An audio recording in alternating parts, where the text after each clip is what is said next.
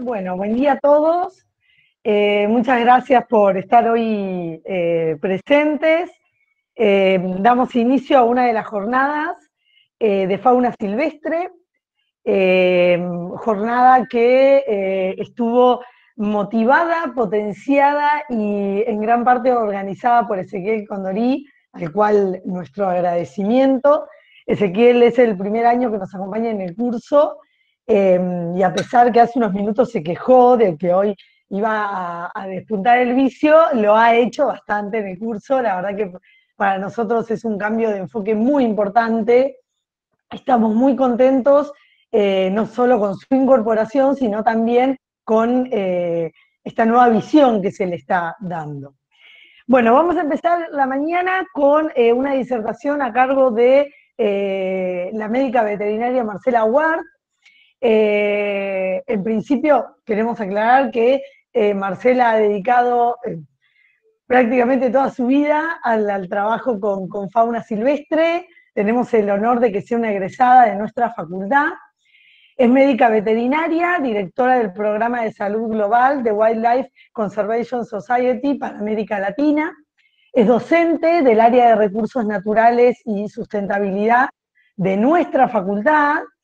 Y también, de acuerdo a la afiliación, que me pasó forma parte de One Health Institute de la Universidad de Davis de California. Bueno, Marcela, te damos la bienvenida, es un enorme placer que hoy nos estés acompañando, así que todo tuyo. Bueno, muchísimas gracias. Gracias a todos por la invitación. Lo agradezco mucho, son pocas las oportunidades que tengo. Yo también despunto el vicio con esto, es lo que a mí me apasiona. Y bueno, la virtualidad tiene estas cosas, ¿no?, que nos ha permitido por ahí estar más conectados que en otros momentos, así que bueno, de nuevo les agradezco mucho la invitación y espero bueno, que les resulte de interés a los alumnos principalmente y a los colegas. Lo que quería comentarles hoy yo se centra en las enfermedades que tienen impacto en las especies silvestres. Principalmente aquellos que tienen un impacto en la conservación y qué pasa cuando hay impacto en las poblaciones silvestres y cómo eso termina alterando los ecosistemas y el normal funcionamiento. Como todos sabemos, todo eso es necesario para nuestra propia salud también. Entonces, por eso la relevancia más allá de la fauna silvestre en sí misma. Algunos conceptos así como medios básicos como para dar pie a esta charla. Bueno, esto es una colonia de albatros de ceja negra, y para que vean un poco cómo es la vida silvestre, ¿no? O sea, hay tremendas agregaciones de especies, de individuos, en contacto súper estrecho. En general, o pasa muy frecuentemente que estas agregaciones o estas agrupaciones de muchísimos individuos en muy poco espacio se dan una vez al año en momentos reproductivos, como es el caso de estos albatros de ceja negra. Y bueno, lo que ocurre en estas situaciones, que son bastante comunes, digamos, se presentan situaciones ideales muchas veces para que los patógenos tengan un impacto particular y además, como agarran a los animales en un momento muy vulnerable, como es la reproducción, donde tienen que estar poniendo toda su energía en la procreación y en dejar descendencia, bueno, los animales están como siempre como en un tira y afloje de un balance muy, muy ajustado para mantener ese equilibrio y mantenerse sanos, ¿no? Entonces, a diferencia de los ambientes cuasi estériles en los cuales nosotros nos movemos las personas o en los cuales nosotros pretendemos manejar muchas veces a nuestros animales domésticos, en la naturaleza nosotros consideramos que los patógenos son una parte integral de esa diversidad biológica, de esa biodiversidad, y son importantes componentes de los ecosistemas que consideramos sanos y funcionales. Entonces, hasta un nivel y en un cierto equilibrio, los patógenos son esperables de ser encontrados y el problema surge cuando se desequilibra el sistema. Entonces, en general, nosotros podemos decir, como ustedes saben, por la teoría de la evolución, que, digamos, las enfermedades, entre otras cosas, son un factor de selección, lo cual permite que sobrevivan los individuos más aptos y más resistentes, en contraposición con los que no están en condiciones de dejar su descendencia y mantener las poblaciones sanas. Un concepto muy importante que van a ver más adelante en la carrera en ecología es el tema de la coevolución entre patógenos y hospederos, y es parte de esa misma cadena de procesos naturales que yo les contaba. O sea, casi todas las especies silvestres, o todas las especies silvestres en realidad, tienen una historia larga de coevolución con determinados patógenos que hacen que ellos convivan sin que eso genere mayores problemas, salvo cuando se cambian algunos de los factores en general externos que cambian o que rompen este equilibrio. Otro punto importante es esto que les comentaba antes de el balance dedicado o el equilibrio delicado en el cual se encuentran las especies silvestres en general. Digamos, tienen un acceso muy limitado a los recursos, no es como los animales domésticos donde nosotros les damos de comer, les proveemos ese alimento, los animales silvestres tienen que salir a buscarlo todos los días. Entonces, cosas como la obesidad, por ejemplo, no existen en la fauna silvestre. Al contrario, los animales están siempre teniendo que intrínsecamente tomar decisiones acerca de dónde invierten los recursos que tienen, en mantener su metabolismo, en tener un sistema locomotor funcional que les permita escapar de un predador, en reproducir, que es esencial, en termorregular, y por supuesto también tienen que decidir cuándo invierten en inmunidad. Y todo eso requiere... son constantes presiones sobre los animales, y a veces pequeños desequilibrios en alguno de estos factores puede llevar a la enfermedad. Por ejemplo, acá tiene una foto de un pavo real como un símbolo muy, muy exagerado de la inversión en display para reproducir que tiene que hacer ese animal, que posiblemente vaya en detrimento de algunas de las otras funciones.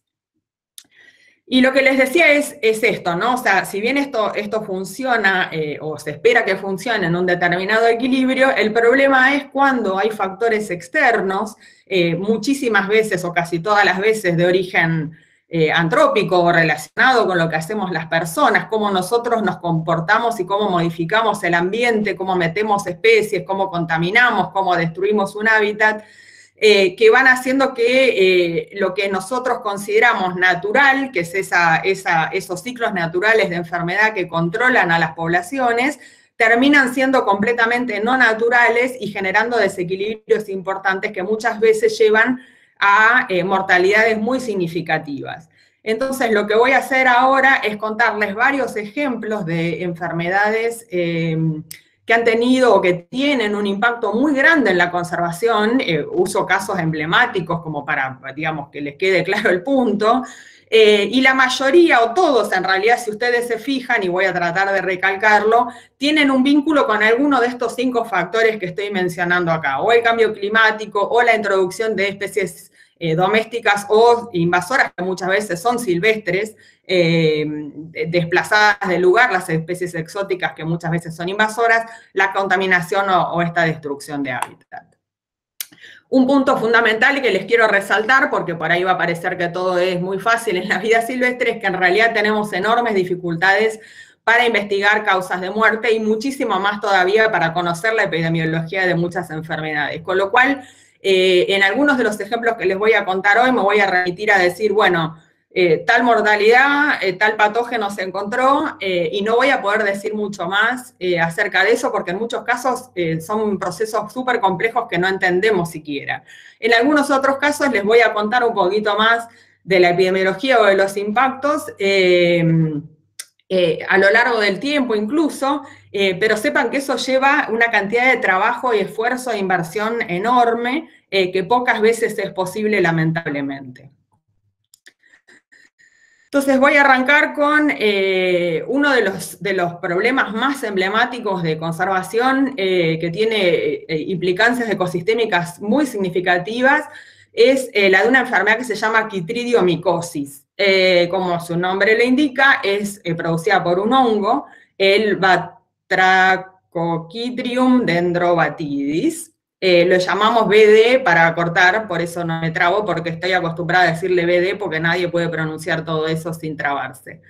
Esta es una enfermedad que emergió en la década de 1970 más o menos, se cree, mirando retrospectivamente a través de especímenes de museo principalmente, pero se detectó recién en la naturaleza en los 90s. Y se detectó precisamente porque empezaron a verse mortalidades masivas de anfibios y desapariciones de especies completas en algunos sitios del planeta. ¿Por qué es relevante la quitridiomicosis? Porque se la categoriza como la peor infección que jamás se registró en un organismo vertebrado, tanto por el número de especies que ha afectado como por la propensión de llevarlas a la extinción. Y esto es bastante decir, porque ustedes van a ver números enormes de muertes causadas por patógenos, pero nada de lo que conocemos hoy llega al nivel de impacto que tiene la quitridiomicosis. Pero bueno, claro, sucede con anfibios que son todos chiquititos, que viven fuera de lo que nosotros vemos todos los días, entonces para la mayoría de nosotros ha pasado desapercibida. Este BD es un hongo acuático, como estamos en clases infecciosas, hasta me tomé el trabajo de buscar los órdenes y demás, y bueno, pueden buscar más información, pero esto para que los isopidiales, lo interesante que tienen es que son, digamos, hay muy pocos registros de infección en vertebrados, en realidad son muchas veces patógenos ambientales o incluso de plantas, que en algún momento se desvían y causan estas infecciones en organismos vertebrados, que es muy raro. Lo que produce el BD no es nada más ni nada menos que una infección cutánea. Algo que parece a simple vista inofensivo, porque lo que generalmente se ve primero es como un engrosamiento de la piel, una hiperplasia, hiperkeratosis. El problema es que para los anfibios la piel es esencial. La piel es lo que le permite intercambiar gases y mantener su equilibrio osmótico e hidroelectrolítico. Entonces, cuando ese órgano tan clave para los anfibios deja de funcionar normalmente, produce la muerte. Entonces, fíjense cómo uno está acostumbrado a decir, bueno, a los patógenos que tienen alto impacto son aquellos que van, no sé, por el hígado, por el riñón, digamos, cosas que generan fallas sistémicas súper importantes, y esto en realidad es algo que se asienta en la piel y solamente por esta invasión y estos procesos de engrosamiento genera este problema. Les puse ahí que no es una enfermedad trivial, de hecho es una enfermedad de denuncia obligatoria para la OIE, y eso porque se la ha relacionado en su expansión alrededor del mundo muchas veces con el comercio.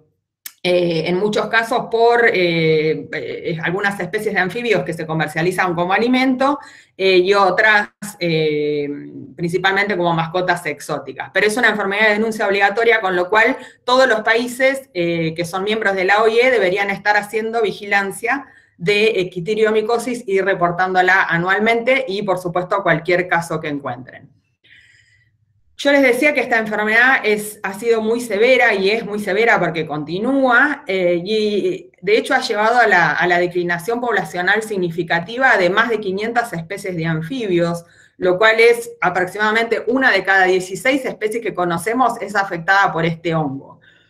Y dentro de las especies afectadas por el BD, se presume que 90 ya se han extinguido o que por lo menos en estado silvestre están extintas, algunas existen en colecciones de zoológicos y demás, y hay otras 124 especies que han disminuido más de un 90%, lo cual quiere decir que hay una enorme cantidad de especies que están en el límite o han desaparecido. Esta foto que tienen acá es un sapo dorado o sapo de Monteverde, que es una especie muy emblemática, era de Costa Rica, que se extinguió en el 89. Cuando nosotros hablamos de extinción, hablamos de especies que no existen más. No queda nada de esta especie, nada, de nada, de nada. Se fue esa especie con toda su evolución, con todo lo que implicaba para un ecosistema, siendo presa de alguna especie, siendo predador de otras, todo eso desapareció al momento que la última rana de esta especie desapareció. Como yo les decía, hay muchísimas especies que han declinado por acción o por los impactos de este hongo, y en este gráfico nada más les quería mostrar que es una enfermedad que está distribuida a nivel mundial, lamentablemente se conoce exactamente en muchos casos cómo ha sido esa dispersión alrededor del mundo, en muchos casos, o casi todos en realidad, está ligado a las personas y a los movimientos, incluso en algunos casos a los investigadores mismos, por mala higiene, por mala profilaxis, por mala bioseguridad. Y lo que les quería destacar en el ángulo inferior izquierdo, ahí tienen las especies afectadas en Sudamérica principalmente, en una escala de severidad de la declinación entre el 20% y que se presumen extintas, y van a ver que tenemos casi unas 50 especies extinguidas en Sudamérica a causa de esta infección. Y Sudamérica es la zona del mundo después de Mesoamérica, de Centroamérica, con mayor impacto. Mesoamérica, incluso por las características propias de las zonas tropicales centroamericanas, tienen una enorme abundancia, o tenían, de anfibios, y eso ya ha desaparecido. Preguntarán si existe en la Argentina. Sí, puse solamente un ejemplo, que fue el primer reporte que tuvimos de hongo Chytridio en la Argentina, con esta ranita criolla. Hay muchísimos reportes a lo largo de los últimos años, pero bueno, es poco estudiada y no he encontrado reportes de enormes mortalidades de nuestras especies asociadas a este hongo. Sí que está presente, y que en algunos casos ha causado cierto impacto, pero nada comparable con los desastres que ha causado en otras zonas. Otra enfermedad tremendamente significativa es esta otra enfermedad también causada por hongos, que se llama síndrome de la nariz blanca. Esto que tienen acá en la foto es un murciélago, y en el centro de la foto está su naricita con su hociquito con toda esa pelusa blanca, que es la infección que produce otro hongo. Acá tienen otra foto con el murciélago, donde también ven en la punta de la cara, sobre todo, el hongo, pero también puede ver en las alas plegadas algunas manchitas blancas, que también es parte de la infección de este hongo. Y acá tienen otro grupo, y van a ver que en la mayoría hay también esa pelusa blanca en el hocico. A raíz de eso le pusieron el nombre bastante explícito de síndrome de nariz blanca o White Nose Syndrome. Esta también es producida por un hongo que se llama Pseudogymnoascus destructans, también le decimos PD para acortar porque son nombres un poco complejos. Y en la foto que tienen abajo es una foto de microscopía electrónica de estos hongos que tienen esta característica como de racimo de bananitas, que es bastante particular. Esta enfermedad es más reciente, se detectó por primera vez en el 2006 en el estado de Nueva York, en Estados Unidos, y es importante porque cuando invade las colonias de murciélagos tiene altísima letalidad, cercana al 95% en algunas especies, y vamos a ver algunos detalles. El impacto ha sido terrible, ha matado muchísimo más que 7 millones de murciélagos ya en América del Norte, y lo que es interesante es que afecta exclusivamente a las especies que hibernan, y ya les voy a contar un poco de la patogenia y por qué esa asociación. Y básicamente 13 de las 47 especies que hibernan en América del Norte están afectadas, incluyendo 4 que están amenazadas de extinción. Entonces acá les puse 2 ejemplos de 2 de las especies más afectadas, el Myotis septentrionalis y el Lucifugus, en uno donde este hongo ha causado un 98% de declinación y un 91% en la otra especie. Lo que eso quiere decir es que de una especie queda nada más que el 2% de la población que había antes, y de la otra el 9%. Lo cual tiene profundísimos impactos ecosistémicos. Fíjense, aparte de la biomasa de estos murciélagos, son murciélagos súper chiquititos, insectívoros, que tienen muy poca capacidad de respuesta a las infecciones. Esta es una imagen con fluorescencia de la infección por el hongo en el ala, porque si bien lo que más se ve, o a simple vista se ve enseguida, es los hongos en la cara, esa pelusa blanca en la cara de los murciélagos, las alas, que son estas prolongaciones de esta membrana, de esta piel tan finita, le dan una superficie ideal, de nuevo, para un hongo que afecta la piel, para invadir y generar estas lesiones. Entonces acá, bueno, es un caso bastante grave, pero pueden ver el nivel de infección que hay.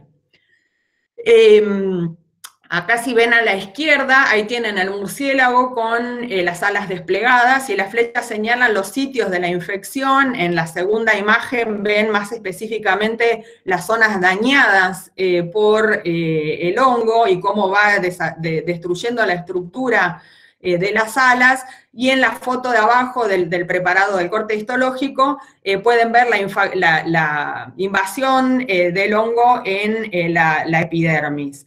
Y algo que es interesante es que muchas de estas infecciones no son muy profundas, son bastante superficiales, pero en una superficie tan delgada causan un enorme daño. Y ahora les voy a explicar en realidad cómo es el funcionamiento de esto, porque uno diría, bueno, o sea, ¿cómo puede ser que una infección en la piel termine causando semejante problema? Lo que tienen sobre la derecha son imágenes con tinción de nuevo del hongo o con microscopía electrónica de nuevo para que vean las cifras sobre la superficie de la piel. Entonces, la forma en la que mata el hongo del síndrome de nariz blanca es bastante particular, porque de esa infección inicial, yo les decía que afecta exclusivamente a los murciélagos que hibernan. Entonces, la infección lo que genera es una cascada de cambios fisiológicos muy rápidos que el animal tiene que montar, porque tiene que montar una respuesta inmune estando en torpor. Cuando los animales están hibernando, básicamente están con el metabolismo en -10, o sea, están completamente, o sea, tienen un latido como cada 3 minutos, o sea, realmente están casi muertos, y el salir de ese estado de torpor y de hibernación le genera un desgaste energético terrible, súper, que los desbalancea por completo. Eso los lleva a perder rápidamente de peso, porque ellos tienen que tener unas determinadas reservas energéticas para poder aguantar ese periodo de hibernación. Además, con la destrucción de la piel y ese metabolismo incrementado, se deshidratan muy rápido. De nuevo hay un desbalance electrolítico y la muerte.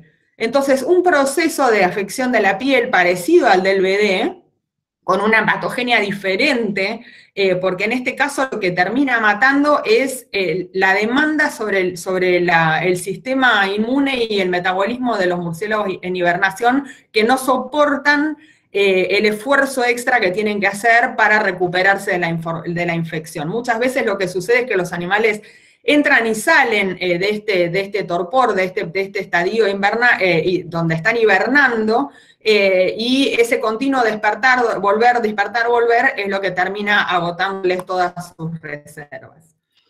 Este hongo, como les decía, ingresó, ahí ven el círculo azul sobre la derecha de la pantalla. En ese cuadrado negro es donde primeramente fue detectado en el estado de Nueva York el hongo en 2006, y luego ven cómo a partir de ahí se va dispersando hacia el norte, hacia el oeste, hacia el sur, y en la última temporada esta es la distribución a lo largo de los años de la infección por el PD en murciélagos de Estados Unidos y Canadá principalmente. La distribución ahora es enorme, está afectando colonias en lugares muy alejados, colonias súper importantes por las funciones ecosistémicas que cumplen, e incluso si miran acá, y es algo que voy a comentar en un segundo, van a ver que hay como una dispersión bastante uniforme, y de golpe hay saltos bastante particulares que se dan. Esos saltos particulares, cuando no hay una conexión que se pueda vincular, por ejemplo, con cuán lejos se desplaza o cuán lejos vuela un murciélago, en general indican bastante claramente que hubo una interacción humana, en muchos casos, en esa dispersión. O sea, un patógeno no tiene, y un murciélago menos, bueno, ninguno de los dos tiene capacidad de volar cientos de miles de kilómetros en muchos casos para llegar a zonas tan alejadas, y es posible que muchas de esas dispersiones hayan sido por acción humana, inadvertida en muchos casos, por haberse contaminado la ropa y haber visitado colonias en diferentes lugares. Al principio había mucha duda sobre cómo había aparecido, cómo había emergido esta enfermedad, pero está bastante confirmado que fue una introducción humana. Se detectó por primera vez en una caverna, de hecho, que se usa para turismo, que es muy, muy visitada. Ahí está el caso índice en el 2006. Y lo que se comprobó con el tiempo es que el PD es un patógeno común en Europa, y cuando se hicieron los análisis genéticos se comprobó que la cepa estadounidense tenía un 100% de identidad genética con la cepa europea. Así que claramente hubo una introducción, posiblemente con algún visitante en esa caverna. Además, la otra cosa que apunta a esta introducción humana es como la dispersión así radial desde ese punto de origen y esos saltos abruptos en la distribución que les comentaba recién. Y acá tienen un mapa de la distribución mundial del PD, y bueno, pueden ver ahí cómo es común y es conocido en bastantes lugares de Europa y en algunos lugares de Asia. Y en esos lugares, curiosamente, y de nuevo asociado a este fenómeno de coevolución que les decía al principio, no causa mortalidad en esos murciélagos. ¿Por qué? Porque hay millones de años de evolución o de coevolución entre este hongo, que requiere características muy particulares, de mucho frío, de características muy, muy específicas de los ambientes de estas cuevas. En esos lugares se lleva bien con los murciélagos, conviven, mientras que en especies totalmente nuevas, en un ambiente exógeno como fue Norteamérica, está causando estragos. Entonces, ¿por qué son importantes los murciélagos y por qué me preocupa tanto lo que le está pasando a los murciélagos? Y lo mismo puede ir para el tema de los anfibios, pero voy a usar a los murciélagos como ejemplo porque además tenemos así como esta cosa muy errada como seres humanos acerca de dónde nosotros ponemos nuestros prejuicios muchas veces con las especies silvestres. Los murciélagos son esenciales en sus servicios ecosistémicos, principalmente, por ejemplo, en el control de insectos. Las especies insectívoras, como las que les contaba recién, tienen una enorme capacidad de limpiar el ambiente de plagas. Este murciélago cola de ratón que ven acá es un murciélago sudamericano, común de Argentina, de Chile, y estos murciélagos tan chiquititos, si nosotros tenemos una colonia de 1 millón de murciélagos, se comen más o menos 3 millones de toneladas de insectos por año, que suena como un número difícil de imaginar, pero es una enormidad en volumen de eliminación de plagas. Y muchos de esos insectos que los murciélagos controlan, por ejemplo, son vectores de enfermedades, en algunos casos de enfermedades importantes para las personas, como el dengue, la malaria, el chikungunya, cuando los murciélagos se comen mosquitos. Entonces, están limpiando el ambiente de potenciales vectores y transmisores de enfermedades para las personas y para otras especies. Además, los murciélagos se comen las plagas que afectan a muchos de los cultivos, de los cuales nosotros dependemos para alimento o incluso para el intercambio comercial, y se estima que el servicio ecosistémico de eliminación de plagas, más lo que uno se ahorra en el uso de plaguicidas, y significa unos 53.000 millones de dólares al año. Eso es lo que nosotros nos ahorramos porque existen los murciélagos, o existían en algunos lugares. Además, si nosotros no usamos tantos plaguicidas porque dejamos que la naturaleza funcione, o los murciélagos hagan su trabajo, no estamos incorporando continuamente tóxicos al ambiente que obviamente tienen otro montón de efectos colaterales indeseables. Todos los plaguicidas son productos químicos con características tóxicas, por eso funcionan. Y podríamos usar ese dinero que no tenemos que invertir en control de plagas, en, por ejemplo, mejorar los sistemas de salud que están bastante degradados en todos nuestros países, como bien sabemos. Otro grupo de murciélagos no son insectívoros, sino que son nectarívoros y frugívoros, y estos tienen otro montón de propiedades súper importantes. Por ejemplo, son polinizadores claves de muchísimas especies de plantas, sobre todo este grupo de murciélagos es tremendamente relevante en los trópicos. y son los polinizadores, por ejemplo, de plantas que nosotros usamos como alimento, como las bananas, las paltas y los mangos, por ejemplo. Entonces también cumplen un rol esencial en la producción de alimentos y de producción agrícola. Los murciélagos son uno de los órdenes más abundantes en la naturaleza, hay más de 1.400 especies y son particularmente abundantes en los trópicos. Bueno, obviamente también polinizan el agave, gracias al cual tomamos margaritas.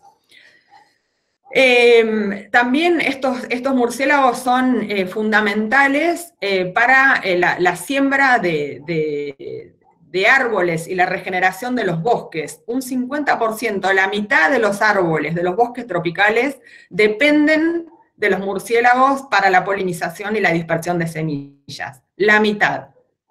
Es casi todo, es la mitad. Y por supuesto, si no tenemos bosques, no tenemos regulación de clima. Entonces, fíjense ustedes la cadena de servicios ecosistémicos que se relacionan con un grupo de especies, los murciélagos, que en este momento están siendo afectados por una enfermedad particular y a los cuales muchas veces les atribuimos características bastante negativas, percepciones. Bueno, pasando radicalmente de tema, vamos a hablar de otra especie. Esta es una especie bastante rara. Sí, perdón. Perdón, ¿te puedo hacer una pregunta que justo tienen los chicos específica de estas dos que venimos hablando? Sí. Bueno, buenísimo. Genial, como siempre. Enorme el impacto de los hongos que, bueno, justo hago también un comentario. Cuando pensamos en animales domésticos, creo que nunca dimensionamos que tremendo impacto, o por lo menos no nos viene a la cabeza los hongos como las enfermedades de mayor impacto. Cuando le escuché a Marcela primera vez comentar esto, creo que me hizo una pregunta a un par de estudiantes de cuál era el grupo de patógenos que pensábamos que podía tener mayor impacto. Ninguno dijo hongos, y creo que no es lo primero que te viene a la cabeza, ¿no? Sin embargo, cuando empezamos a investigar e indagar sobre esto, nos dimos cuenta el enorme impacto que están teniendo para la conservación de mucha cantidad de especies, no solo una especie en particular, sino un montón. Así que, bueno, quería hacer ese comentario.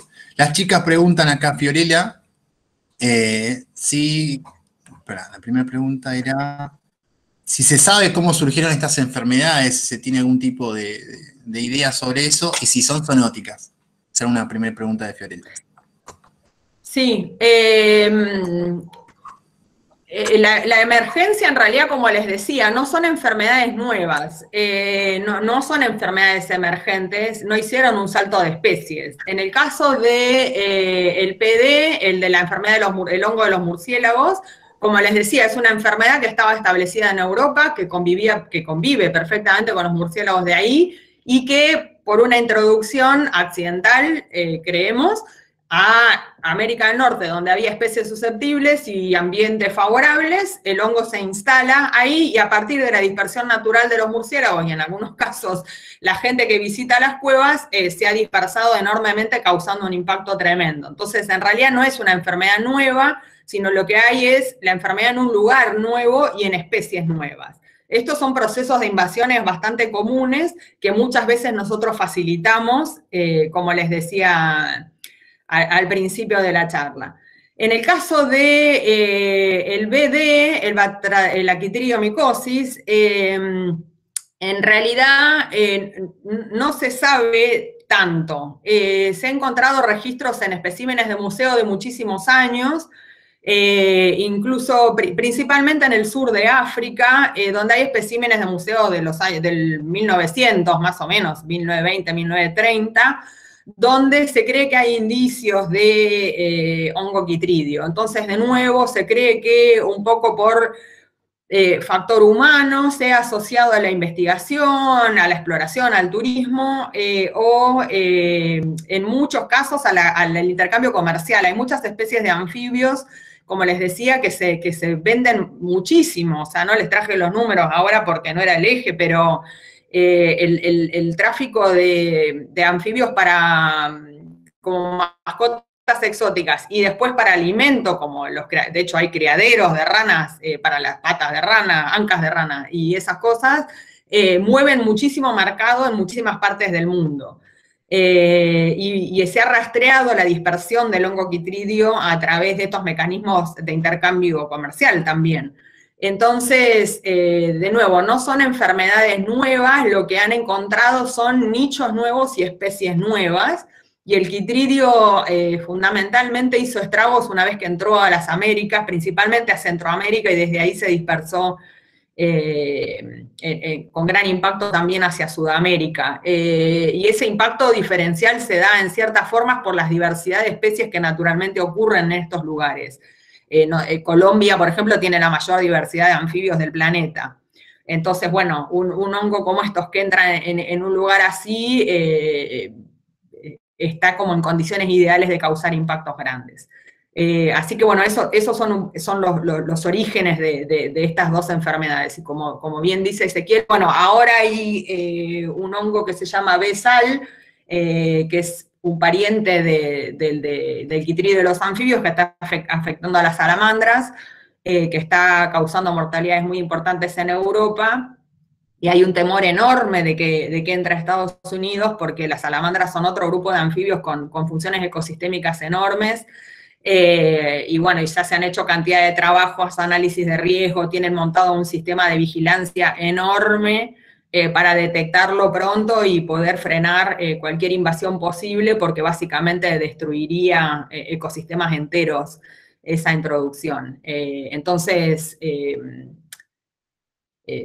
me sirve de paso para resaltar algo que va a ser transversal a todo esto, que es la importancia de los sistemas de vigilancia, y por eso mencionaba específicamente también las enfermedades que son notificables a la OIE, ¿no? Porque muchas de estas tienen impactos tan grandes bueno, que totalmente ameritan que nosotros estemos mirando qué es lo que está pasando, porque tienen que pensar, y por eso les mostraba esto de los servicios ecosistémicos, tienen que pensar que el impacto en el murciélago excede muchísimo al murciélago, o sea, la pérdida del murciélago va a tener implicancias sobre la producción de alimentos, sobre la producción de granos, va a tener implicancias sobre nuestra salud, sobre la regeneración de bosques, sobre el clima. Entonces, no es solamente me fijo si hay hongo porque me interesa ver si hay hongo en los murciélagos, me fijo si hay hongo porque me interesa preservar un ecosistema del cual nosotros dependemos.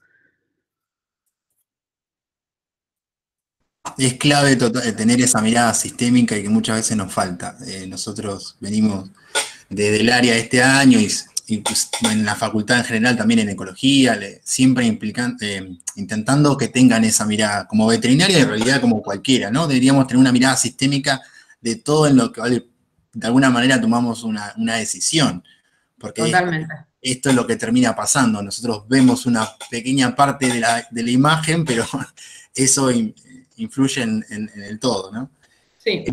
Buenísimo, gracias, Marce.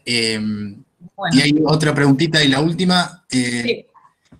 Preguntan, se me fue, Andrea, una chica, dice, en el caso del primer hongo, ¿por qué su predilección por los anfibios específicamente? No llevo a escuchar esa parte. No, es un hongo que vive en los ambientes acuáticos, que en realidad es común que afecta a las plantas, por ejemplo. Y no sé, en algún momento algo cambió, que puede haber sido un cambio de pH, como ustedes saben, que afecta en la piel de los anfibios, y donde ahí, digamos, crece, cambia algún mecanismo de patogenicidad y chao.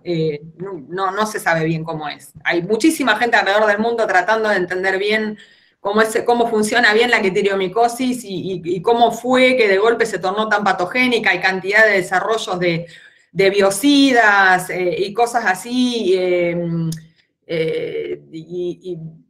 digamos, tratando de encontrarle soluciones, y la verdad es que no hay con mucha facilidad. O sea, hay especies que son resistentes naturalmente, cosa que tampoco está muy claro por qué es, pero cuando las que son susceptibles son tremendamente susceptibles. Lo mismo pasa con los murciélagos. Hay algunas especies de Norteamérica que no están siendo afectadas por el otro hongo.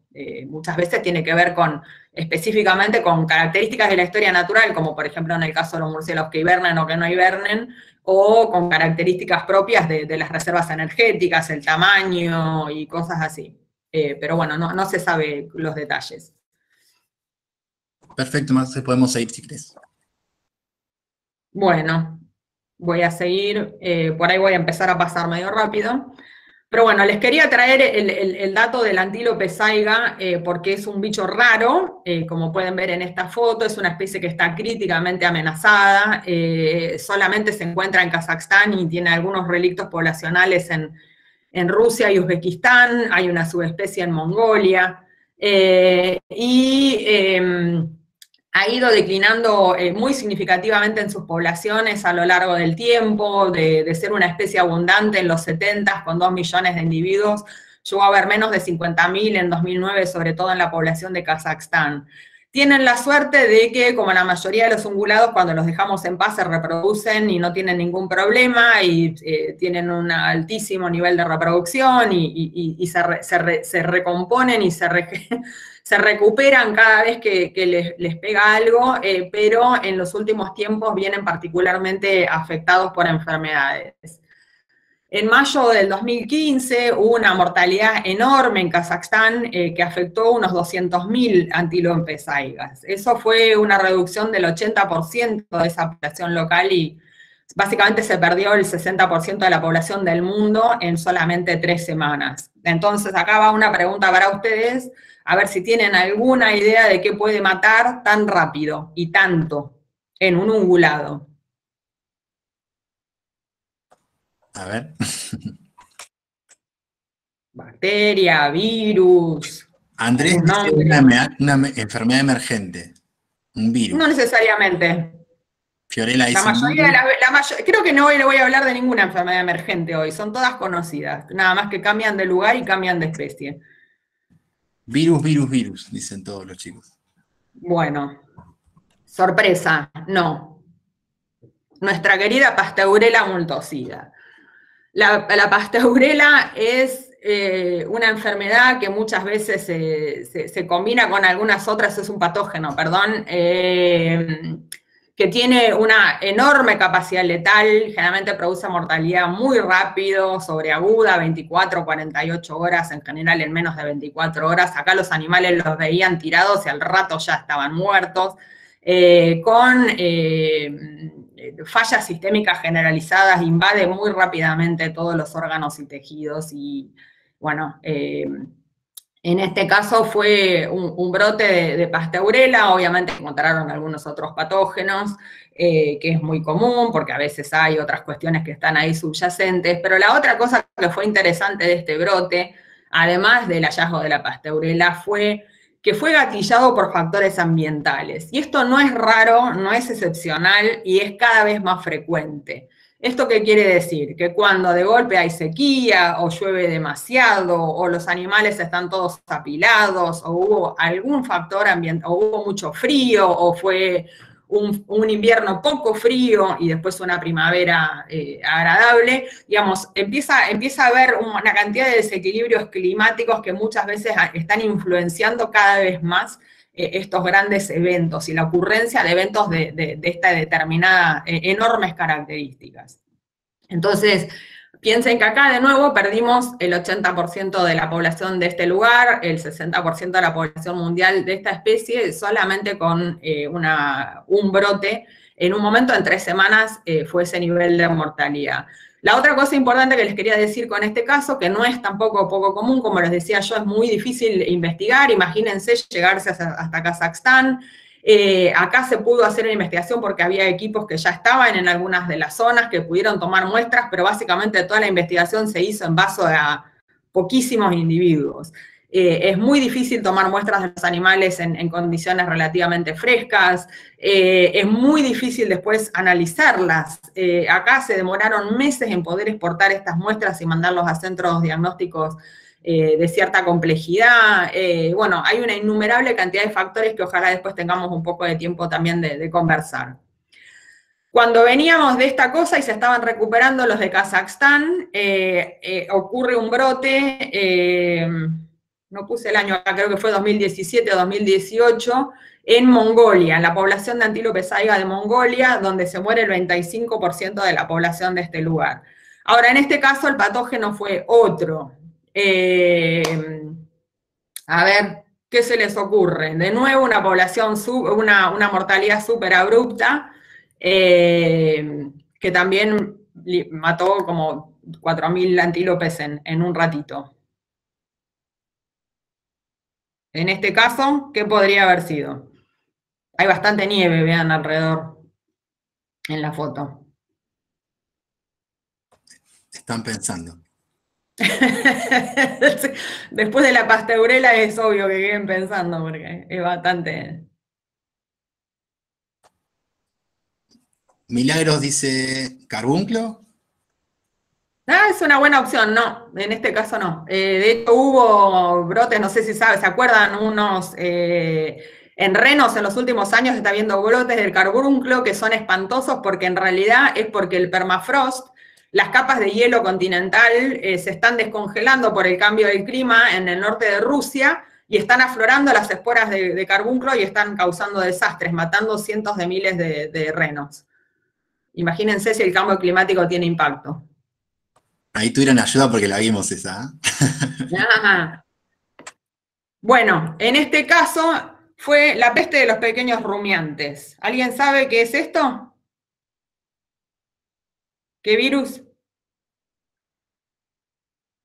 Tampoco. Creo que no, ¿eh? Bueno, la peste de los pequeños rumiantes ahora les voy a contar en un ratito. Rinderpest, ponen. ¿Sí? ¿Qué? Rinderpest, ponen los chicos. No es el Rinderpest. El Rinderpest es otra cosa. Este es el peste de Petit Ruminant, ahora les voy a contar. El otro es se llama cólera bovina, creo, o algo por el estilo, peste bovina. Este es el de los pequeños rumiantes. Este afecta a cabras y ovejas principalmente. Creo que los dos son morbillis. Morbillivirus. Bueno, este brote se dio, primero apareció un brote en China en diciembre de 2013 que causó grandes estragos en las especies domésticas, en ovejas y cabras. Para el 2016 ya había entrado a Mongolia, el gobierno vacunó mal y en febrero del 2017 mató todos estos antílopes saiga. La identidad genética con el virus chino fue del 99,5%, o sea que fue el mismo virus que se desparramó como suele acontecer. Lo triste de esto es que hay vacuna, como les decía, el problema es que se aplica mal, se aplica de manera no sistemática ni racional, y siempre cuando hablamos de las vacunas como grandes soluciones, tenemos que pensar que es tremendamente complicado implementar campañas de vacunación que tengan la cobertura que hace falta y que se apliquen bien. Cuando las cadenas requieren cadena de frío y tenemos que ir al medio de la nada a vacunar, como en el caso de Mongolia, al ganado todo disperso de comunidades pastoralistas que tienen los bichos todos dispersos por enormes extensiones, es muy probable que alguno te quede sin vacunar y más que alguno te quede sin vacunar y eso termine causando el problema. En este brote hubo primero mortalidad de ovejas y cabras en Mongolia y después recién pasó a los antílopes saiga y se vio clarito en los mapas cómo fue ese contacto y esa dispersión estrecha. Para información, como les decía, este es un paramix, un morbillivirus, y hay una campaña de erradicación conjunta de la FAO y la OIE que se supone que vamos a erradicar esta enfermedad del mundo para el 2030. Hay una comisión activamente trabajando en esto, puede ser que uno de los efectos colaterales del COVID, entre tantos otros, sea que todo esto se demore, se vuelva para atrás, o incluso sea, no sé, habrá que revisar esas expectativas. Hay una reunión del grupo de trabajo en las próximas semanas donde tendrán que rever sus planes. Los morbillivirus son importantes en muchas especies, y voy a seguir un ratito con los morbillivirus porque me parecen que son, ¿saben lo que son los morbillivirus? ¿Qué enfermedades causan que ustedes conozcan? A ver.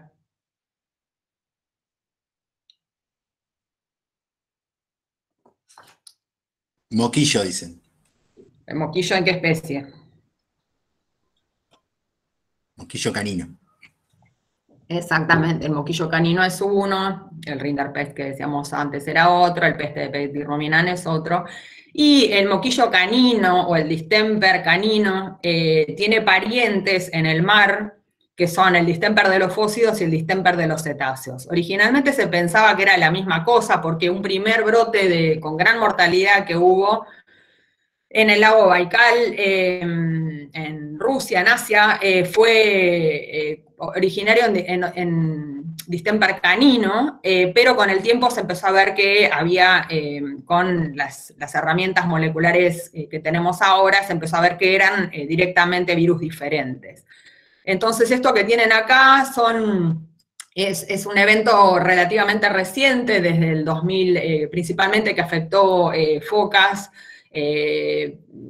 en Estados Unidos y Canadá en 2018 y 2019, el brote se consideró terminado en el 2020, y acá lo que ven es a lo largo del tiempo, las columnas amarillas son el 2018, las naranjas el 2019, contra el promedio anual de mortalidad en las barritas azules. Y ahí lo que ven es cómo hay claramente un aumento de casos en el 2018 y 2019 a raíz de la introducción o la aparición de este brote de distemper.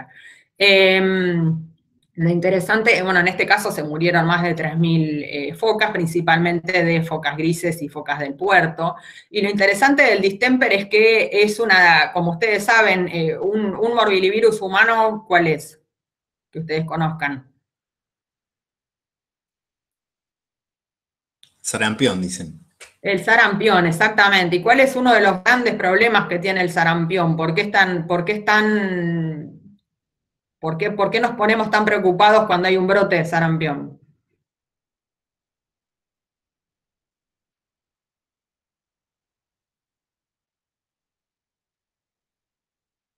Se les cayó internet, capaz. Se les cayó internet. El R0, acuérdense que el sarampión tiene la característica de que es uno de los virus más contagiosos que existen. Entonces, pasa lo mismo con muchos morbillis que son tremendamente contagiosos, y entonces lo que hacen es infectar una gran cantidad de población toda junta, y generan una inmunidad relativamente persistente. Entonces estos brotes en la fauna nosotros los vemos pasar, queda el tendal, pero también queda una gran parte de la población inmune, y recién cuando aparecen nuevas cohortes, nuevas generaciones de individuos sin anticuerpos, digamos generaciones jóvenes, empieza a quedar una población susceptible en abundancia como para que otra vez pase y arrase con otro brote. Entonces lo que ven acá es un mapa que es difícil de ver, tienen que mirarlo como desde arriba del globo terráqueo. Lo que tienen a la izquierda es Norteamérica con Groenlandia, o sea, es como que estamos mirando arriba del Polo Norte, y lo que ven del otro lado, al bajo a la derecha, es Europa, y del otro lado Rusia, Asia por allá arriba.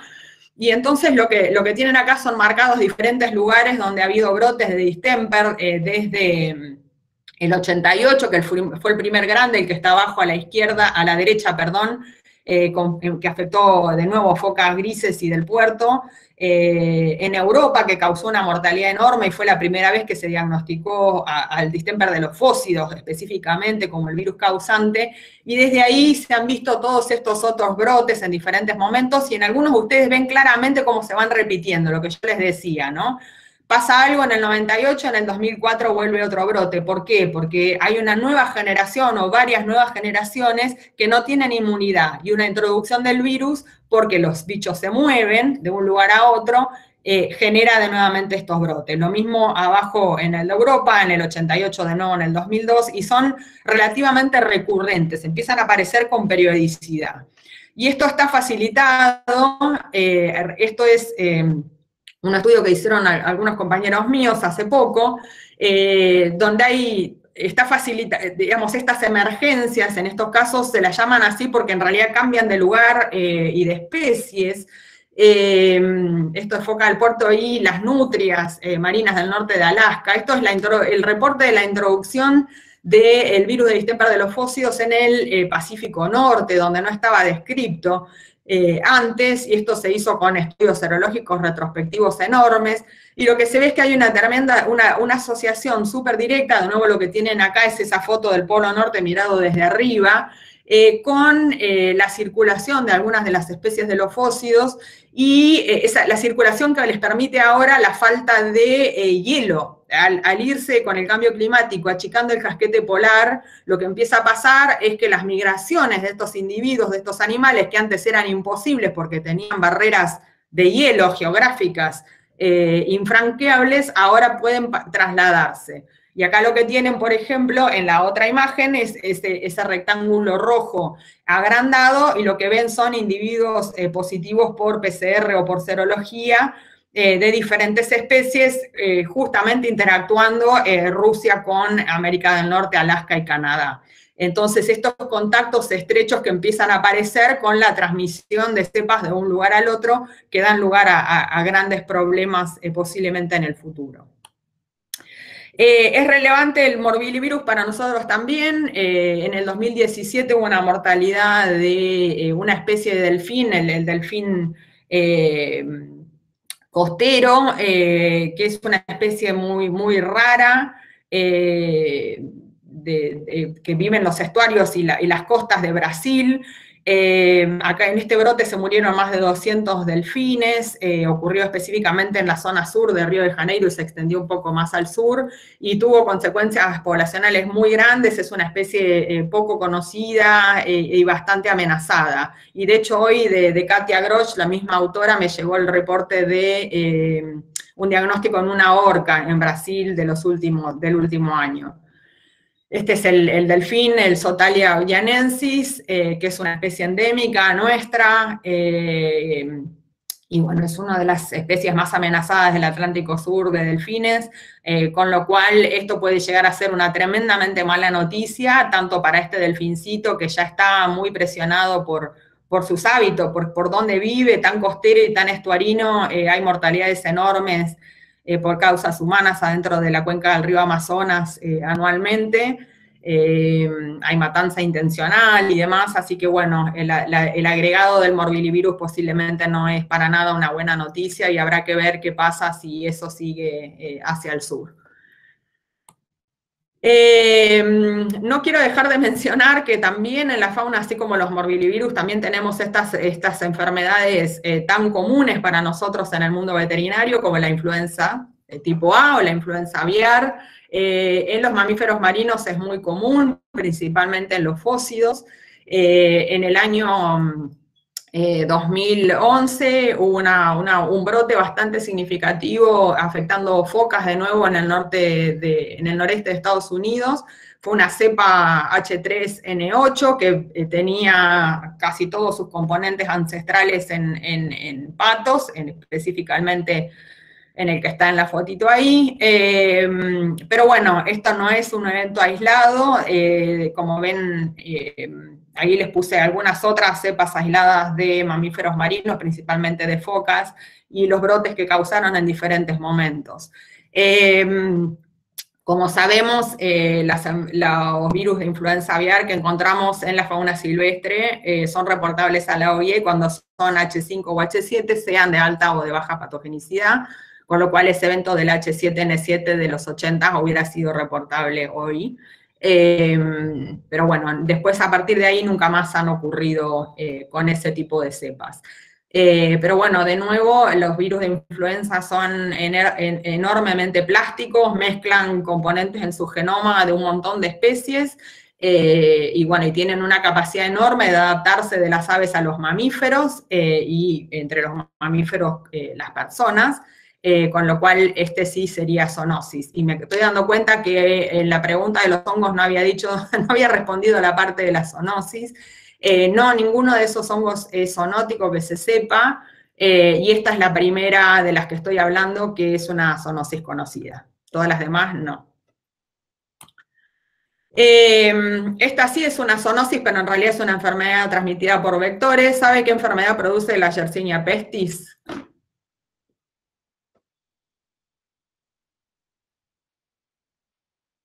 Peste bubónica, peste negra. La peste bubónica, exactamente. Tremendamente importante, fue introducida a Estados Unidos a fines del 1800, con los barcos traída desde Europa. Ustedes saben que la peste bubónica ha causado pandemias enormes, bastante más significativas que el COVID, que básicamente moldeó la humanidad más de una vez. El motivo por el cual le traigo a la peste bubónica es porque, de nuevo, esta es una bacteriana, vamos pasando entre hongos, virus y bacterias, como ustedes están viendo. Esta enfermedad fue introducida a Estados Unidos, la gente se salvó porque cerquita de eso, del 1900, 1930, por ahí ya hubo el desarrollo de algunos antibióticos, y entonces, bueno, es una enfermedad que es tratable. Pero para las especies silvestres, de nuevo, sin ninguna exposición previa, ha sido tremendamente letal. Y en particular, una de las especies más afectadas por la peste bubónica desde esos días hasta este momento actual, son los perritos de las praderas y varios otros roedores de Norteamérica. Esta especie en particular, el perrito de las praderas, perdió básicamente toda su población, quedó un 2% después de los procesos de transformación de las praderas del centro de Estados Unidos por la conversión a la agricultura, la persecución como plaga, porque genera grandes cuevas, así como las vizcacheras, es ese tipo de comunidades. Y bueno, fue tremendamente perseguida, y cuando vino encima la peste bubónica, que son tremendamente susceptibles, básicamente desaparecieron casi de todo su rango original, que es el que está marcado en este mapa. Ahora, lo interesante del perrito de las praderas, que se ha reducido pero no ha desaparecido, es que está tremendamente ligado a una especie bastante más susceptible, que es el hurón de patas negras, que es el único hurón nativo de América del Norte, que depende 100% de los perritos de las praderas como alimento y de los ecosistemas, de las cuevas que hacen los perritos de las praderas para vivir. Es una especie en peligro crítico. Estaba también muy distribuida ampliamente en Norteamérica. Si ustedes ven en el mapa, la distribución histórica copiaba exactamente la de los perritos de la pradera, y el último lugar conocido donde quedó fue ese puntito rojo. Básicamente declinó hasta la cuasi extinción en los 70s, y para el 87 fue considerado extinto en vida silvestre, y se comenzó un programa de emergencia de cría en cautiverio para repoblar. Así que el hurón de patas negras es tremendamente afectado por esta peste bubónica, porque se pierden los perritos de las praderas que necesitan para comer y para vivir en esas cuevas, como los ven acá abajo en la foto, y además porque son ellos mismos también susceptibles de infección y mortalidad por peste bubónica. Así que tiene como la peor combinación, se sacaron todos los números de la lotería. Se han hecho enormes esfuerzos de reintroducción de esta especie. Se ha gastado cantidad de plata, se han reintroducido innumerables veces, se los ha vacunado, varias veces tuvieron brotes de moquillo también en las colonias, en reproducción en cautiverio, con desastres. Pero bueno, básicamente, después de un montón de esfuerzo y un montón de años, hoy en vida silvestre, a pesar de múltiples reintroducciones, solamente hay unos 206 individuos sexualmente maduros y reproductivos, con lo cual no es claramente una historia de éxito, y la población sigue declinando. Se están haciendo muchísimas intervenciones asociadas a los hurones de patas negras con los perritos de las praderas. Se les dan vacunas orales que se han desarrollado para peste bubónica, se desinsectan las madrigueras para controlar las pulgas, y se está trabajando muchísimo en la mantención de hábitat adecuado en tierras privadas, porque puede convivir perfectamente con la ganadería. Pero bueno, es una historia complicada que se las quería traer sumada al impacto de la enfermedad con algunas de las intervenciones, para que vean también la complejidad de tratar de resolver algunos de los impactos de las enfermedades. Es muy difícil, una vez que nosotros tenemos este nivel de impactos en las especies silvestres, poder hacer algo al respecto, algo que no cueste cantidad de dinero y que encima a lo largo de las décadas tenga algún resultado positivo. Son pocos los ejemplos de éxito. El perro de las praderas, ¿por qué les traía este ejemplo? Porque es otra de esas especies que son claves para el ecosistema. Esta se considera una especie que llaman keystone species, son esas digamos, cuya abundancia en realidad no explica lo fundamentales que son para los ecosistemas. Y ahí tienen en la foto de la izquierda todas las diferentes especies de las praderas del centro de Norteamérica que dependen específicamente de las cuevas, el alimento, la oxigenación del suelo y todo lo demás que genera la fertilización que generan las cuevas y los sistemas de vida de los perritos de las praderas. Así que su declinación es una catástrofe natural de gran dimensión, con un montón de impactos en cascada. Voy a ir medio rápido, pero esto me parece que va a ser interesante, porque se me ocurrió que podía ser interesante traerles una enfermedad que no fuera en un vertebrado, para que vean que la fauna silvestre primero es tremendamente diversa, y que además de eso las enfermedades no conocen límites taxonómicos, y la relevancia que tienen algunas de estas especies que nosotros solemos no mirar o no considerar. Esta enfermedad emergió o se detectó en el 2013-2015 con un brote que afectó varias especies, unas 20 especies de estrellas de mar, en la costa noreste del Pacífico, en toda su extensión, desde Canadá a Estados Unidos, y lo que básicamente producía es como que las estrellas de mar se derretían, se le desprendían las patas, sus extremidades, y eso era seguido de muerte. O sea, algunas de las extremidades se desprendían y como que tenían vida propia hasta que morían. Y la estrella que más afectada se vio es esta estrella girasol, que es una estrella espectacularmente bella, viene en una enorme cantidad de colores, como ven acá. Y lo importante de esta estrella es que es una estrella predadora, es la mayor estrella de mar que conocemos, puede tener hasta 1 metro de diámetro, que da como un poco de susto pensar, y además se mueve súper rápido, se mueve 70 centímetros por minuto, lo cual la hace un predador tremendamente efectivo y eficiente, y con un rol súper fundamental en el fondo del mar. Acá lo que tienen una foto es a la izquierda, una foto como del antes, y a la derecha la foto del después, un promontorio con un montón de estrellas de diferentes especies, y el peladal que quedó después del paso de la enfermedad en el 2013. Hubo un virus aislado de este caso, un parvovirus. Se hizo una infección experimental en una especie que tuvo una cierta concordancia con los postulados de Koch, pero no fue del todo convincente, y nadie está muy seguro si efectivamente este parvo es el problema que está subyaciendo esta cuestión. De nuevo, las dificultades de investigación en temas de fauna, los diagnósticos, y piensen más todavía en invertebrados en los cuales hay menos esfuerzo todavía y más desconocimiento. Y de nuevo, o sea, las dificultades incluso de generar los experimentos necesarios para poder cumplir los postulados de Koch y relacionar causa-efecto, ¿no? Una etiogenia. Y después, la otra cosa interesante de este caso, de nuevo, es la epidemia se vio asociada a una onda de calor que afectó a nivel continental y causó esta epidemia masiva y este colapso. Básicamente se perdió entre el 80 y el 100% de la población de estas estrellas, depende del lugar de la costa de Estados Unidos y Canadá, afectó 3.000 kilómetros de costa. Y bueno, y justo como les decía, o sea, coincidió con estos cambios de temperatura que fueron muy marcados. Este trabajo que está acá es muy interesante para mirar.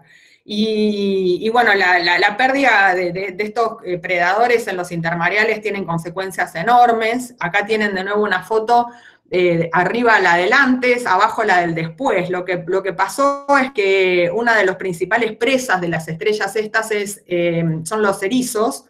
Y cuando desaparecieron las estrellas, los erizos invadieron, y los erizos generan estos ambientes desérticos, como de monocultivo, si se quiere, monoespecie, en lo cual no crece nada porque los erizos también son tremendamente agresivos, y al perderse su predador, tomaron completamente esos lugares. ¿Y por qué es importante eso? Porque los bosques de kelp que existen en estas costas sostienen cantidad de diversidad marina como especies, son el lugar de peces, perdón, el refugio de las estadios jóvenes de los peces, de los cuales dependen un montón de especies, obviamente, e incluso las actividades económicas extractivas, y por eso les traje arriba una ostra, que es una de las ostras más amenazadas de Norteamérica, tremendamente alto su valor comercial, pero fue una de las especies más afectadas por la pérdida de las estrellas, porque son presa de los erizos, y de la falta, y desaparecen al no tener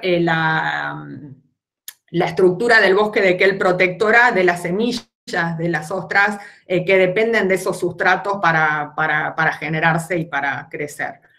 Así que bueno, consecuencias ambientales, de nuevo, ecosistémicas terriblemente grandes, hay colapsos de las pesquerías de muchas de estas especies asociados a este evento de mortalidad de las estrellas marinas, y por eso se los quería traer. Entonces, en función del tiempo, voy a pasar súper rápido por estos dos ejemplos, pero bueno, quiero traerlo de nuevo a nuestro rincón del planeta para que vean que las enfermedades afectan también a nuestra propia fauna. Una especie que tiene un lugar particularmente especial en mi corazoncito es el huemul, que es un ciervo endémico nativo del sur de Argentina y de Chile. Es una especie que está amenazada. Acá tienen una familia que en realidad solamente se juntan cuando es época reproductiva, cuando hay crías jóvenes, el macho, la hembra y la cría. Y quedan muy pocos individuos, algunos reportes dicen 1.500, otros que son más auspiciosos dicen 2.500, en cualquier caso son números terriblemente malos. Lo que tienen en la izquierda es un mapa de distribución anterior en gris y oscuro el actual, pero el problema es que esa distribución incluso no es continua, sino que, como ven en el mapa de la derecha, son todos fragmentos y poblaciones aisladas, con todos los problemas que hay que se asocian con las poblaciones aisladas y fragmentadas, la pérdida de diversidad genética, la pérdida de resiliencia frente a catástrofes ambientales, la propensión a las extinciones locales y demás. Entonces, acá tenemos un huemul y cuéntenme qué ven.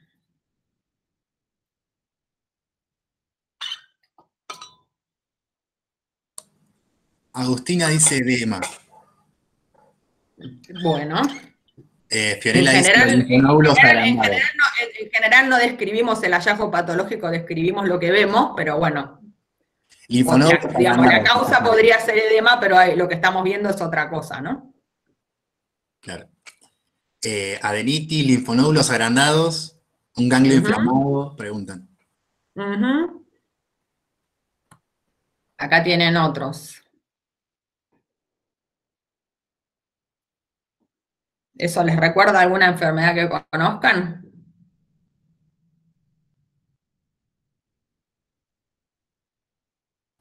Están pensando. Y acá viene un reto después, ¿eh? Esta la vimos, lo charlamos. Absceso y fístula, dice una chica, María José. Sí, exactamente, el de la izquierda. Actinomicosis. Preguntan.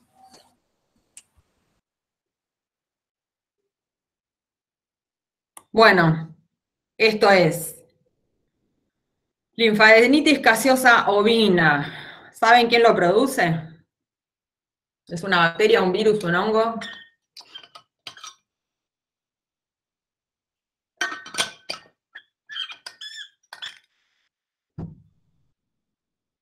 Bacteria, dicen. Es una bacteria. ¿Qué bacteria? Porque si no, es una de tres. Teníamos una probabilidad. Ya.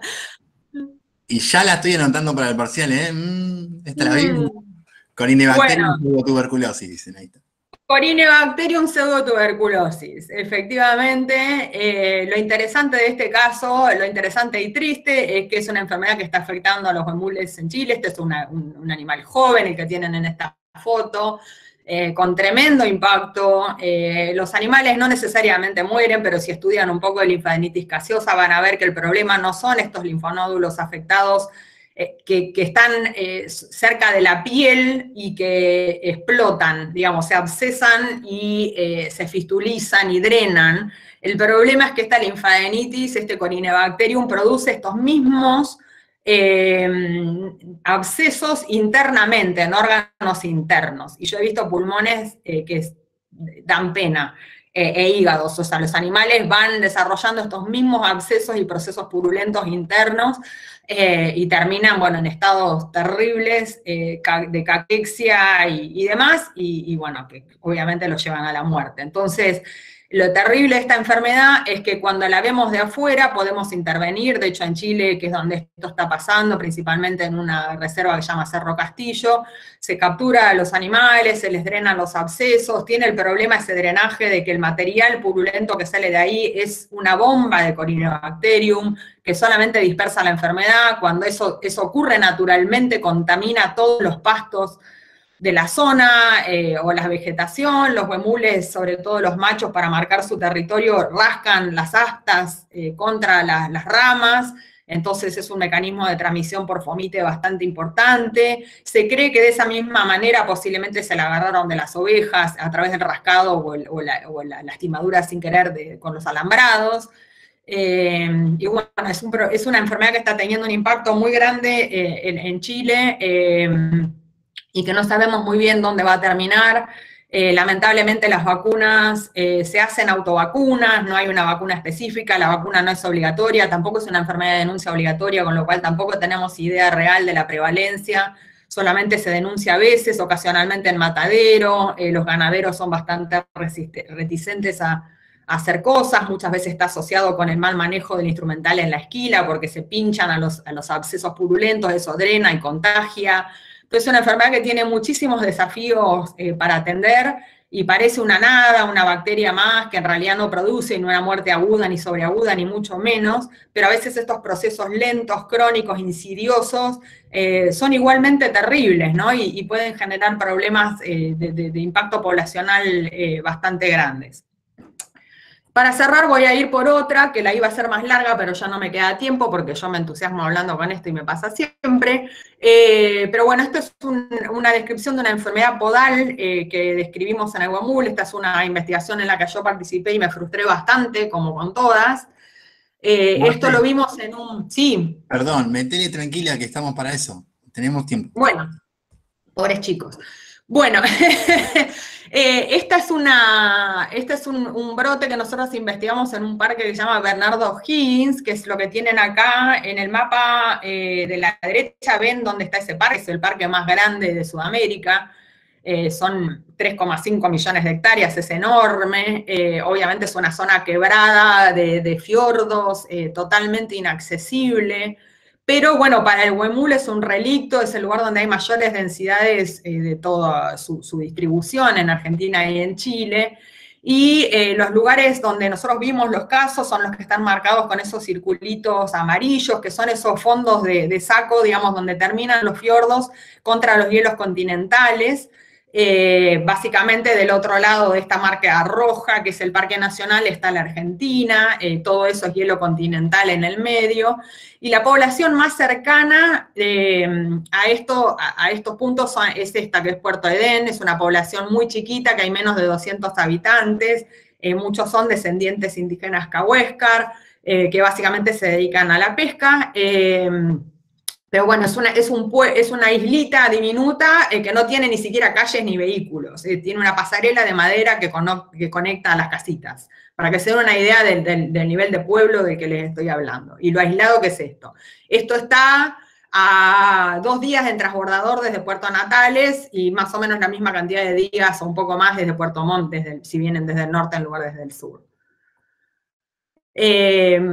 Para llegar al fondo de fiordo Bernardo y fiordo Témpano, donde nosotros estábamos trabajando con esta especie, son más de 7 horas de navegación desde Puerto Edén, más los 2 días en llegar hasta Puerto Edén, así que es realmente casi el fin del mundo. Es difícil llegar, son ambientes con muchísimo hielo, con lo cual la navegación y todo se hace muy complicado.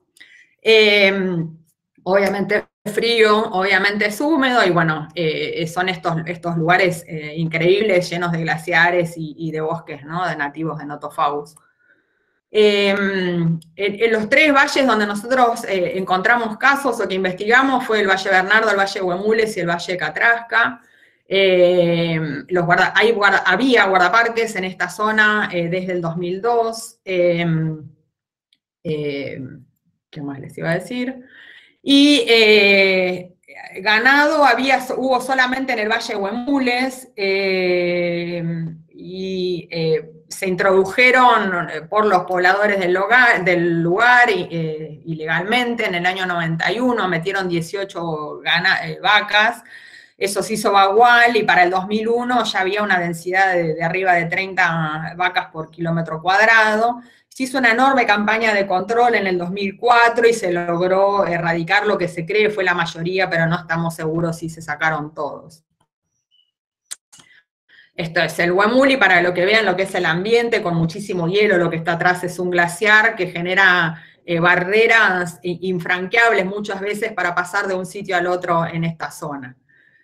Entonces, esta enfermedad podal que nosotros vimos, la vimos entre abril del 2005 y agosto del 2010, fue un brote que duró 5 años, perdón. Documentamos la enfermedad en 24 animales. El 75% de los casos se dieron en uno solo de los valles, en el Valle Huemules. Y el resto de lo que les voy a contar se basa específicamente en los 18 casos que registramos en ese valle.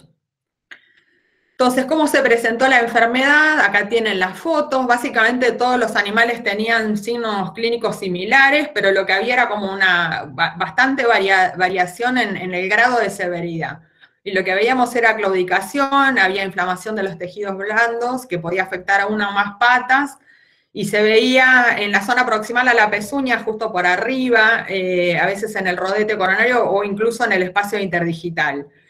No sé si alcanzan a ver en las fotos, si miran bien las patitas de estos huemules juveniles, pueden alcanzar a ver las lesiones e incluso la claudicación, ¿no?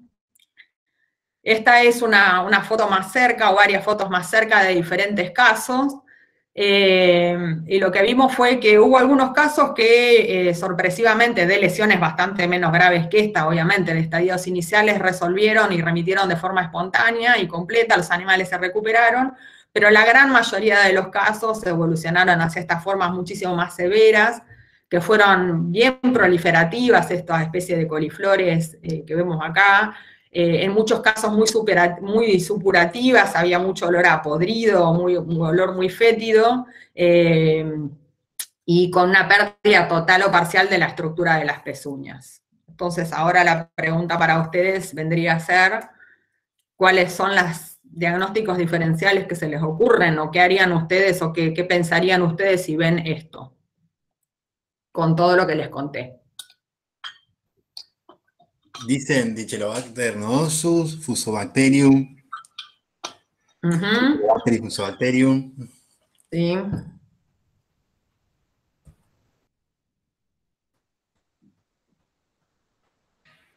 Y por ahí, están por ahí, siguen en eso. Bueno, sí, nosotros fuimos por el mismo lugar originalmente, pero no tuvimos suerte, así que hay que seguir pensando. La enfermedad, el proceso de evolución, lo que tenía, piensen también en enfermedades virales que ustedes debieran descartar, que tengan impacto sobre las patitas, otras enfermedades bacterianas que causan problemas de pie en rumiantes comunes de cría, como las vacas y las ovejas. Hay muchísimas enfermedades súper relevantes para la producción. Bueno, lo que nosotros vimos fue signos crecientes de dolor intenso. Si ustedes ven la hembra de la derecha, notan ese dolor, hay esa claudicación marcada, la cría de la izquierda claramente no puede apoyar una de sus patas, evitaban cargar el peso sobre los miembros afectados, y lo que pasaba con el correr del tiempo era que dejaban de moverse, perdían obviamente muy rápidamente condición corporal por no poder comer y beber, y decúbito prolongado era relativo porque en general los decúbitos, o sea, muy rápidamente terminaban muriendo, en algunos casos predados por zorros o corridos, y bueno, la hembra esta se murió ahogada en un charco, posiblemente perseguida por un zorro. Marce dice para Poxvirus. Interesante, porque están googleando al mismo tiempo que estoy hablando. Y porque alguien se quedó a la última parte de una clase y un comentario escuchó. Bueno, sí. Pero bueno, sí, exactamente. Lo que nosotros vimos fue una enfermedad que genera con alta morbilidad, que en algunos casos llegó al 50 o incluso al 80% en algunos años de los animales, digamos, afectados, y una mortalidad en muchos casos también cercana al 40%, lo cual para una especie en este nivel de amenaza es bastante significativo. Así que ven que fue variable en cierta forma, pero también fue persistente y bastante importante, sobre todo en algunos años. Hay un error ahí en un 200 de mortalidad, creo que era 2.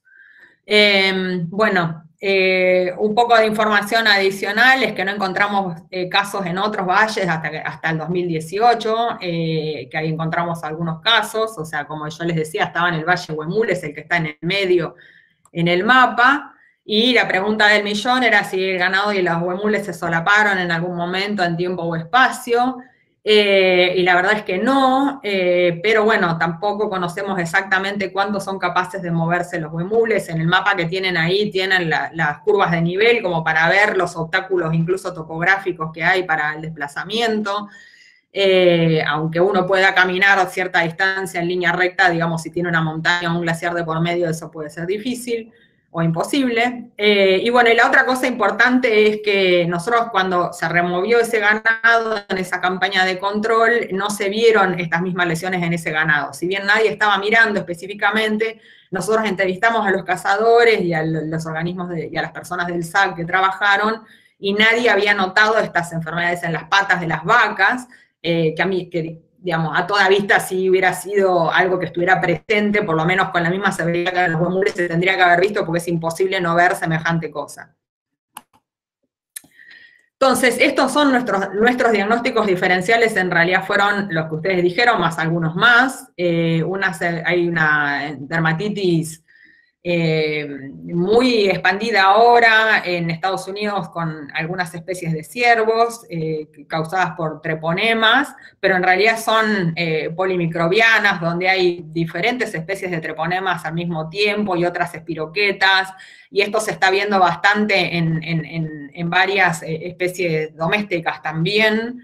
La realidad es que las pododermatitis son enfermedades muy poco caracterizadas en las especies domésticas incluso, son complejas, nadie nunca pudo reproducir con los postulados de Koch una con la infección directa, porque en general justamente son una combinación de muchos microorganismos al mismo tiempo.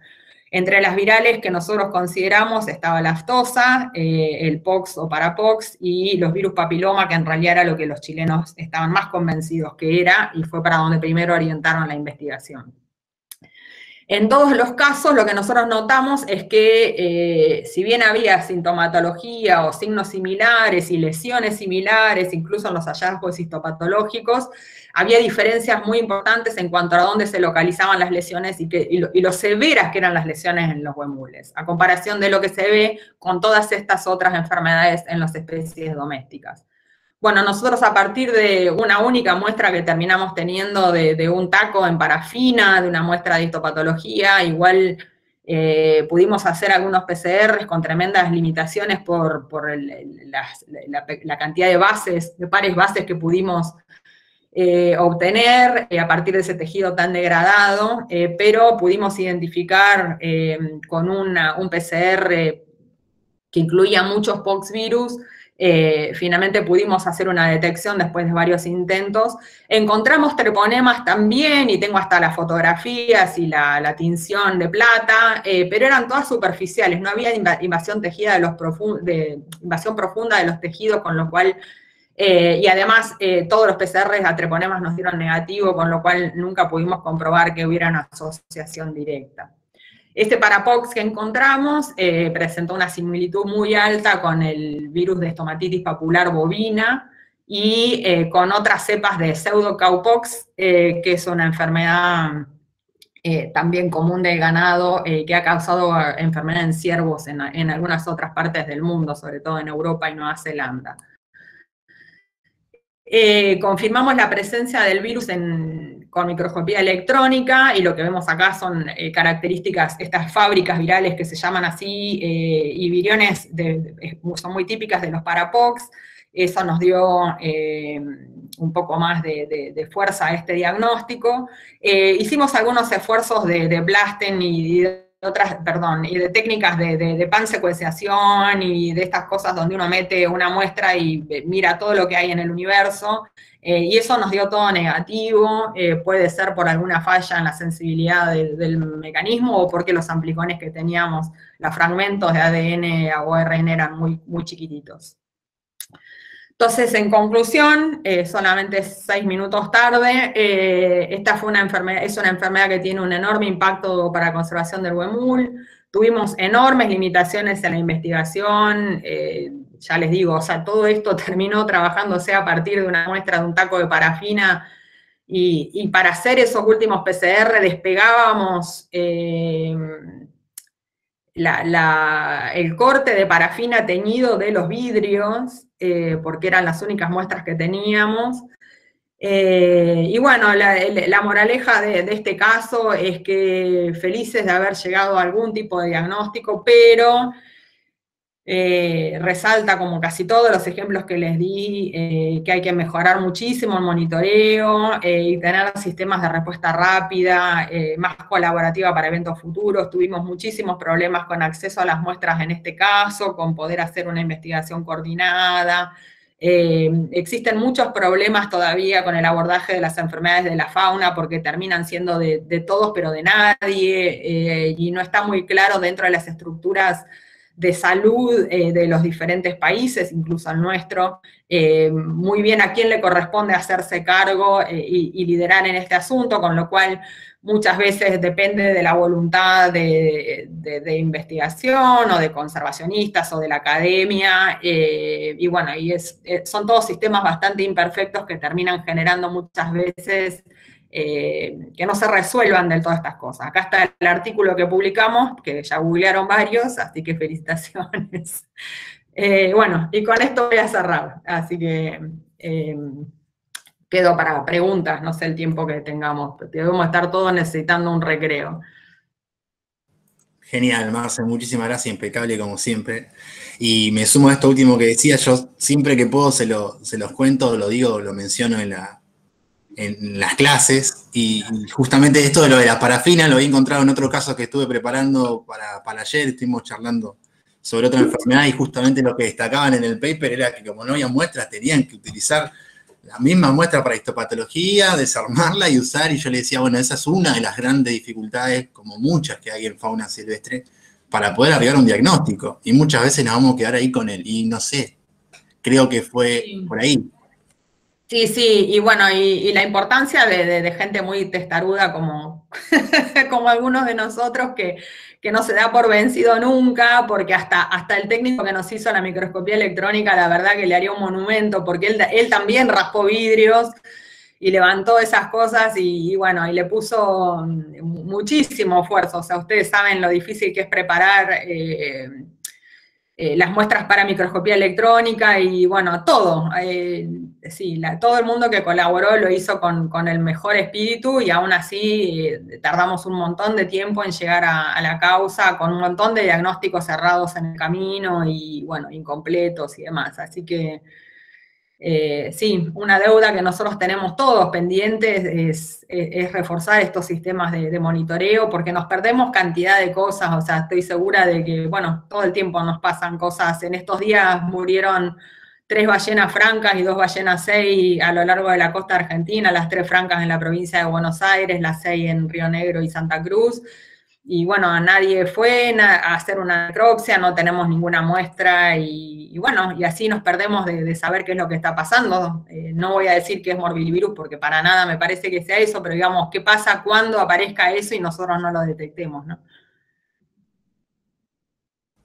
Sí, después también nos pasa que vimos hablando de trabajos de otros lugares, y bueno, es parte de lo que darnos cuenta que no estamos haciendo nuestra parte. No es que no existen las enfermedades en Sudamérica o Argentina, Sí, o Argentina.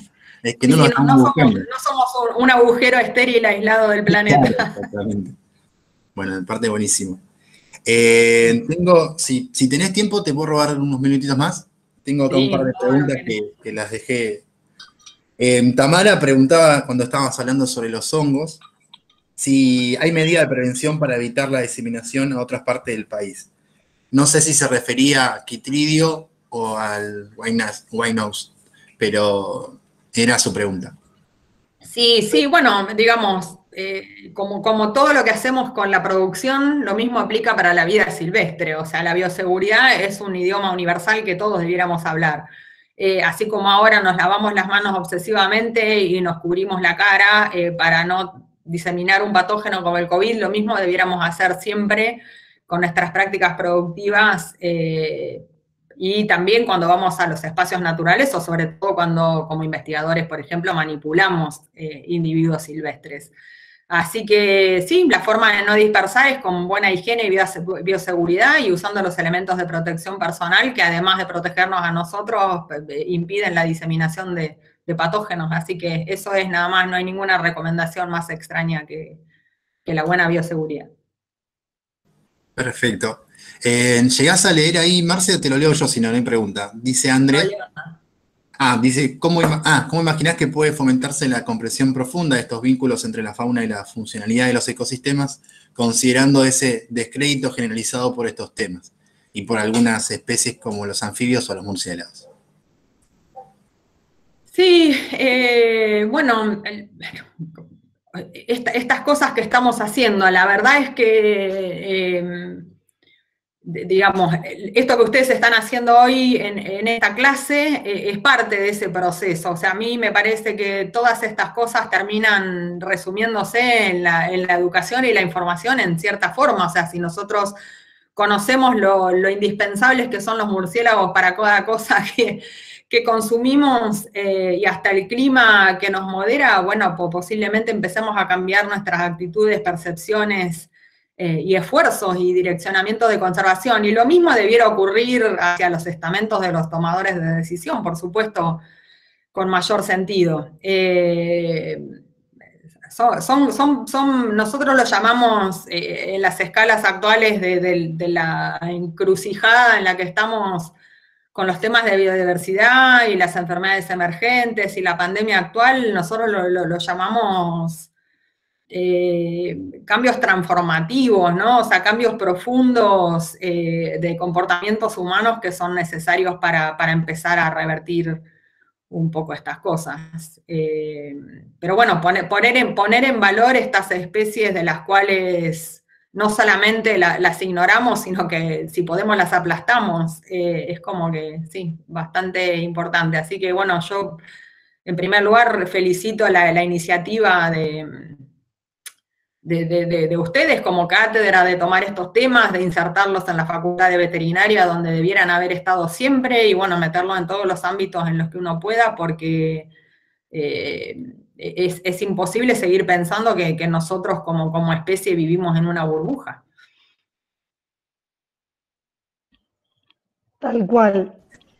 Bueno, Marce, impecable, como siempre es un placer escucharte, sos tan clara, tan precisa, más quizás para algún grupo de personas en el cual me incluyo, escucho de oído, pero no estoy inmersa en la temática, ¿no? Realmente es un placer, bueno, gran parte del auditorio está haciendo lo que yo digo, los aplausos virtuales, felicitándote, diciendo que sos impecable, que es un placer escucharte y demás.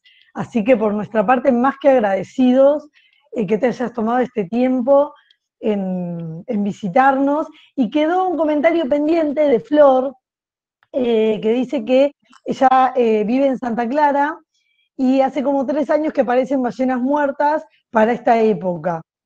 Y dice, bueno, nadie viene a ver qué pasa con estas ballenas, no se les da importancia. Sí. Creo que el único comentario tengo mucho para decir por las ballenas porque trabajo mucho con ellas. El año pasado hay una red, en primer lugar, hay una red de respuesta a varamientos en la provincia de Buenos Aires específicamente, coordinada por la OPDS, el organismo provincial, no tengo ni idea, de desarrollo sostenible o algo así debe ser. Tenemos, el año pasado formamos la red de respuesta a varamientos a nivel nacional, que está recién como organizándose. La idea es, obviamente, profesionalizar la respuesta que se da a estos eventos y poder investigar. Y sí, no te preocupes que soy la primera que está noticiada de todo lo que falta y me desespera, como les dije, digamos, ver estos eventos que pasaron estos últimos días y donde lo que se va, cuando se va, se mide, se ve la especie y se toman 3 muestras de piel. Bueno, imposible llegar a un diagnóstico con eso, como ustedes saben, salvo que sea quitridiomicosis. Pero bueno, no creemos, por lo menos a simple vista no sería, así que bueno, nada. Sí, es una más de todas las cuestiones pendientes que tenemos y es fundamental. Lo voy a decir 1000 veces, yo creo que nosotros tenemos mucho espíritu gauchesco. Entonces nos gusta así sacar el cuchillo y usamos la boleadora y vamos para acá y para allá, inventamos, improvisamos y creemos que con la habilidad que tenemos para eso vamos a zafar, pero la realidad es que estas cosas requieren esfuerzos profesionales, que no son así nomás. Entonces me parece que lo que falta acá es profesionalizar, mucho. Clarísimo el mensaje. Sí, totalmente de acuerdo con lo que planteás. María Catena dice, gracias Marcela por la charla, excelente charla, que remarcó la importancia de la biodiversidad, la conservación y el rol que juegan las enfermedades en ella. Silvia Stein dice, es muy importante no perder de vista el rol de estas especies, como los anfibios, tal vez ignorados en la transmisión de enfermedades, algunas de ellas zoonóticas, como la brucelosis. Bueno, después agradecimientos, felicitaciones, Matías Nardelo también, dice excelente como siempre, así que bueno, todos más que felices con tu exposición.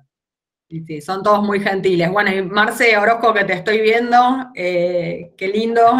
Bueno, Marcela le va a hablar de enfermedades emergentes y va a hacer ese vínculo con las enfermedades zoonóticas específicamente.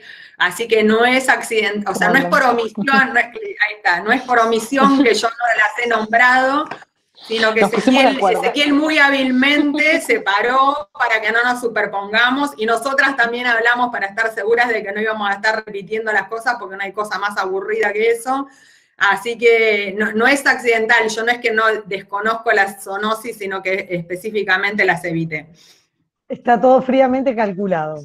Oye, la mañana de las Marcelas, así que yo me aseguré. La mañana de las Marcelas.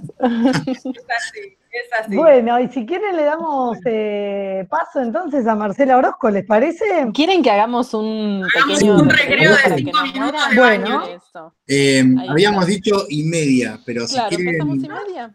Arrancamos 1:30, así todos toman mate, hacen lo que queden tranquilos. Bueno, muchísimas gracias, chicos. Muchas gracias, Marcela. Marcela Ward, ¿vos nos acompañás o ya te despedís? No, ¿cómo me voy a perder la charla de Marcela? Bueno. Me quedo, pero me quedo así, de incógnito. Muy bien, muy bien. Bueno, entonces nos volvemos a reunir 10:30. En un ratito. Ahí está. Gracias, chicos. Muchas gracias.